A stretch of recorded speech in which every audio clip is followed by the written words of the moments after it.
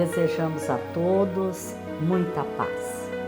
São Mateus 16, 13 a 17 e Marcos 8, 27 a 30 registrou que Jesus, tendo vindo às cercanias de Cesareia de Filipe, interrogou seus discípulos: que dizem os homens com relação ao Filho do Homem? Quem dizem que eu sou? Eles lhe responderam: dizem uns que é João Batista, outros que Elias, outros que Jeremias, ou algum dos profetas. Perguntou-lhe Jesus: e vós, quem dizeis que eu sou? Simão Pedro, tomando a palavra, respondeu: tu és o Cristo, o Filho do Deus vivo. Replicou-lhe Jesus: bem-aventurado és, Simão, filho de Jonas, porque não foram a carne nem o sangue que isso te revelaram, mas meu Pai que está nos céus. Este texto nos fala claramente sobre a reencarnação. E é sobre a reencarnação que nós vamos conversar com Marcelo Ceneda, presidente da União Regional Espírita da Federação Espírita do Paraná, com sede em Londrina, Paraná. Olá, Marcelo, que alegria ter você aqui. Olá, Ivone, alegria toda minha. Marcelo, o tema reencarnação já é bastante conhecido dos espíritas. Por que é importante retomarmos este assunto neste programa, neste momento? Ivone, com certeza, todos nós espíritas ouvimos acerca da reencarnação, lemos a respeito disso, mas certamente neste momento importante que a Terra está passando, a transição para o mundo de regeneração, é fundamental que nós apliquemos esse conceito na realidade do nosso cotidiano. Algumas vezes notamos que é algo que sabemos que existe, mas que temos ainda uma certa dificuldade ou não aplicamos de maneira rotineira nos desafios do nosso mundo prático. É interessante notar uma mensagem de Lázaro em Evangelho segundo o Espiritismo, uma mensagem muito poética, inclusive, em que ele coloca que o amor é a primeira palavra do alfabeto divino. E aí ele apresenta: e eis aqui a segunda palavra do alfabeto divino, que é a reencarnação. Então isso mostra para nós que realmente, para que consigamos ter uma vida equilibrada, uma vida feliz, uma vida serena diante de tantas adversidades, nós precisamos aplicar esse conceito no nosso cotidiano. Por isso, a proposta de falarmos sobre esse assunto hoje. E como aplicar o conceito da reencarnação em nossa vida prática? Principalmente diante dos desafios, das adversidades. Então, quando nós nos deparamos, por exemplo, com a própria desencarnação, que para muitas pessoas, incluindo espíritas, se torna um momento de dor muito grande, um sofrimento que deveria ser melhor compreendido por nós. Primeiro porque a finalização da vida orgânica é um evento biológico natural.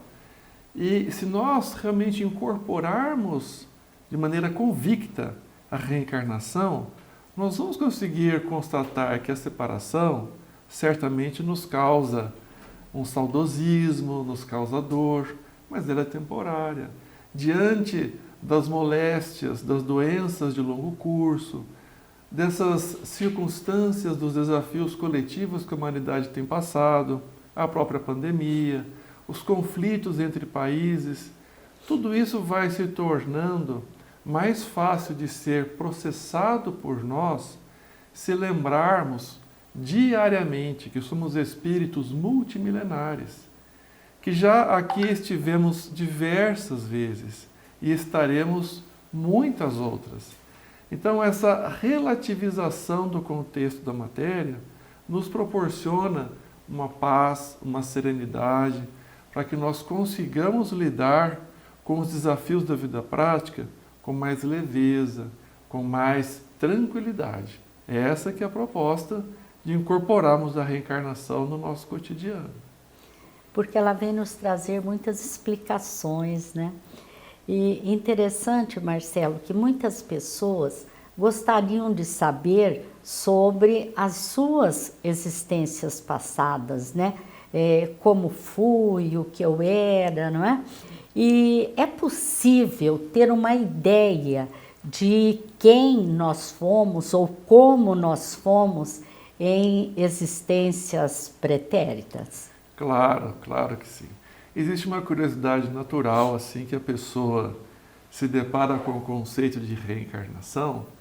É muito compreensível esse sentimento de curiosidade. Mas, acima de tudo, precisamos considerar a sabedoria divina, que nos proporciona o esquecimento temporário. Mas quem for muito curioso, certamente pode ter ideia do que foi. Basta considerar, na atualidade, os piores defeitos, as tendências mais fortes, particularmente aquelas críticas. E é muito provável que essas tendências desajustadas que nós estamos procurando corrigir representavam a realidade das nossas atitudes no passado. Então, só por essa circunstância, é fácil compreender a bondade de Deus em nos permitir o esquecimento temporário. Porque se lembrássemos dos crimes praticados, das traições, dos abandonos que nós causamos, nós não teríamos coragem de nos olharmos no espelho. Então, não é necessário muito empenho para constatar que nós erramos muito. E essa condição de conseguirmos temporariamente deixar de lado o nosso passado tenebroso e virarmos essa página para uma nova existência, nos dá condições de olharmos nossos desafetos com mais leveza, de reencontrarmos nossos amores de maneira mais serena. Então, salvo raríssimas exceções, nós devemos principalmente cuidar de aproveitar o momento presente com o melhor dos nossos esforços, sem tanta curiosidade para saber o que fomos, porque se fôssemos já espíritos de muita luz, aqui não estaríamos. Marcelo, mas também aquilo que a gente tem de bom denota aquilo que a gente já conquistou no passado, não é? Com certeza, eu destaquei mais as dificuldades, dada a nossa condição ainda de espíritos muito imperfeitos. Certo. Mas com certeza, aqueles sentimentos bons, as virtudes que nós já percebemos com uma certa espontaneidade, retratam aquilo que nós já conquistamos do passado. Porque o espírito sempre está num processo contínuo de evolução. Você se referiu aos nossos vínculos, né, com pessoas. Todos os nossos atuais vínculos pessoais, amorosos ou mesmo desafiadores, já estiveram conosco no passado? Essa é uma pergunta que muitas vezes ouvimos, né, dos novatos no Espiritismo. Puxa, será que todas as pessoas que eu conheço já são vínculos anteriores? A lógica nos aponta que não. Porque se assim fosse, nós somente teríamos todas as vezes as mesmas pessoas ao nosso redor. Mas há uma indicação para isso. Possivelmente aqueles vínculos mais intensos, tanto os bons quanto os difíceis, possivelmente são reencontros. Mas também temos que lembrar que existe naturalmente uma sintonia de propostas. Então, alguma pessoa, por exemplo, que tenha sintonia com esporte, com culinária, cuidado com animais, qualquer proposta na sua vida, naturalmente ela vai se agregar com pessoas que também têm propostas semelhantes. E não quer dizer que todas essas pessoas já são vínculos do passado. E também desafetos. Às vezes nós não simpatizamos muito com alguém, o que é natural, mas se for algo mais superficial, é sugestivo que talvez seja um vínculo do momento. Agora, aqueles vínculos muito intensos, né? Aquelas mágoas, rancores que nos acompanham ao longo de toda a existência, ou aqueles amores que nós imediatamente identificamos e seguimos com muita alegria ao longo da existência, esses mais intensos possivelmente já sejam conhecidos nossos de outras eras. Marcelo, e qual é a razão de nós ainda termos que lidar com tantos desafetos do passado em nossa vida presente? Olha, Ivone, isso tem a ver muito com as nossas tendências desajustadas do passado. Então, hoje, nós lidamos com nossos desafetos no âmbito dos diálogos, das relações às vezes conflituosas, mas na ampla maioria das vezes, aqueles que temos o mínimo de discernimento é no aspecto verbal. Mas considerando os nossos ímpetos, é compreensível que 1, 2, 3 existências para trás havia agressão física, havia crimes, mortes. Então nós todos estamos agora colhendo os espinhos que nós semeamos no passado. E considerando a nossa natureza ainda bastante imperfeita, é compreensível que nós tenhamos criado círculos de desavenças, de conflitos, de falta de respeito para com a integridade alheia. E é uma proposta divina que nós nos reintegremos com todos aqueles que nós prejudicamos. E, compreensivelmente, nós não conseguiríamos ajustar todos os desafetos de uma única vez. Então, paulatinamente, ao longo das encarnações, em uma mesma encarnação ao longo dos anos, a gente vai reencontrando essas pessoas com as quais tivemos vínculos difíceis. E aí, então, elas vão surgindo na nossa família, no ambiente de trabalho, no ambiente religioso, com uma proposta única, que façamos a substituição desses vínculos de mágoa, de ódio, de rancor, por outros mais amenos, mais brandos. Talvez não consigamos, o que é previsível, que isso seja de pronto transformado em um vínculo amoroso. É compreensível. Mas se conseguirmos estabelecer um vínculo de respeito, de amizade ou de brandura, ou pelo menos que evitemos novas animosidades. Então, quando nós estivermos em patamares mais adiantados, é claro que isso vai se diluindo com o passar do tempo. Mas, por enquanto, a maioria de nós ainda lida bastante com esses desafetos, que são aquele resultado que nós sabemos, né, que a semeadura é livre, a colheita obrigatória.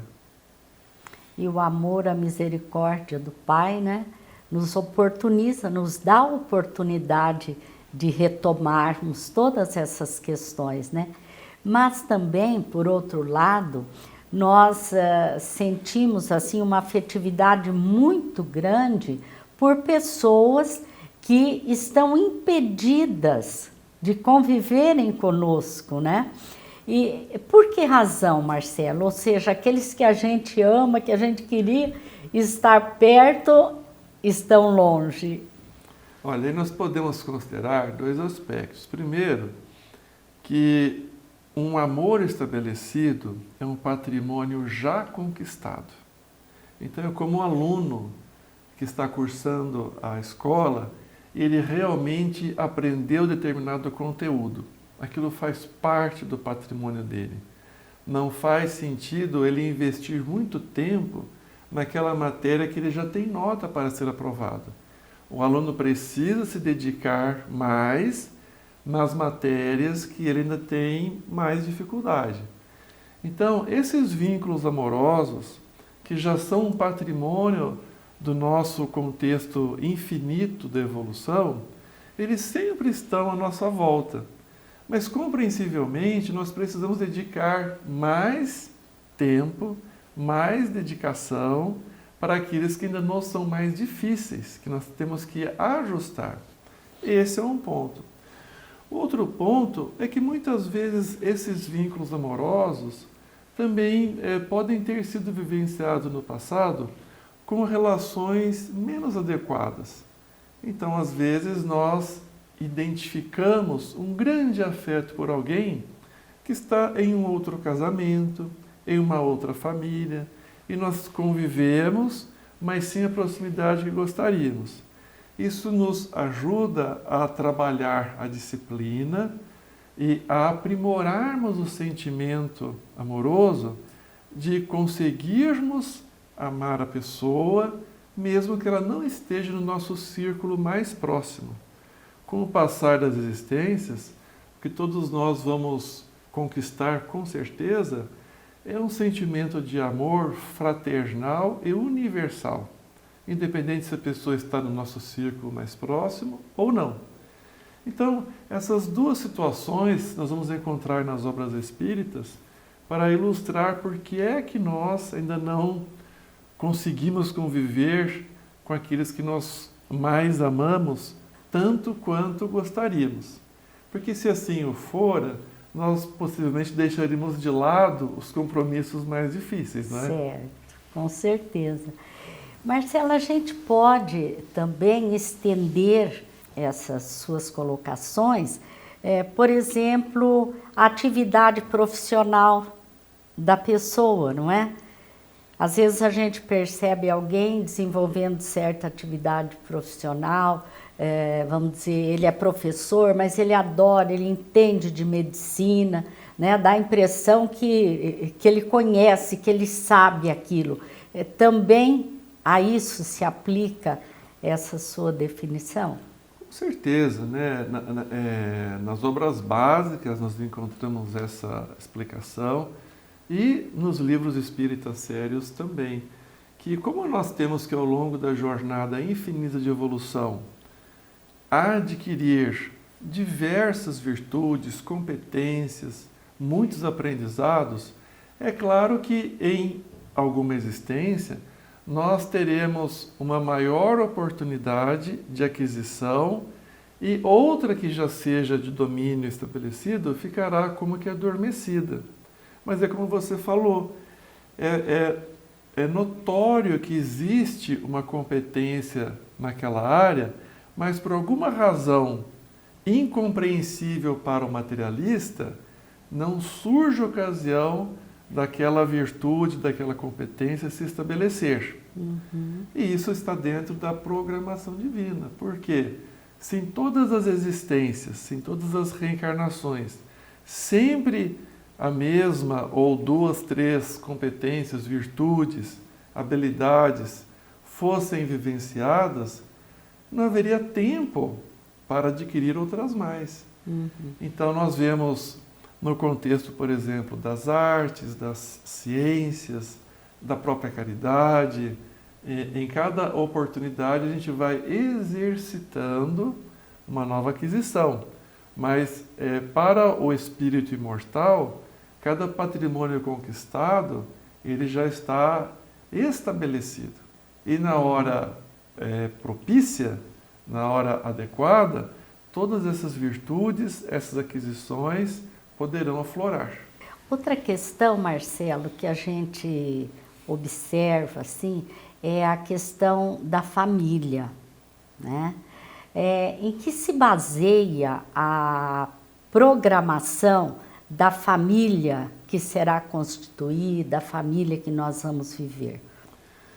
Bom, na família, Ivone, nós vamos encontrar, como falamos anteriormente, né, os vínculos mais intensos, tanto os bons quanto os desafiadores. Eu não gosto de usar os bons e os ruins, porque o ruim parece algo já predisposto a um equívoco, quando na verdade é justamente o contrário. Então, os vínculos mais intensos estão no círculo familiar, o que é lógico, Porque pela questão da consanguinidade, que é um aspecto muito forte da nossa natureza humana, nós realmente damos mais atenção aos familiares. E os vínculos amorosos são fáceis de compreender. Quando nós os identificamos, eles representam pilares de sustentação para a nossa jornada. É o ombro amigo, é o colo acolhedor, para que a gente tenha forças de seguir em frente. Mas isso já é patrimônio adquirido. O grande desafio nosso são os vínculos desafiadores. E certamente esses merecem nossa maior atenção. Por quê? Houve algum equívoco sério no passado.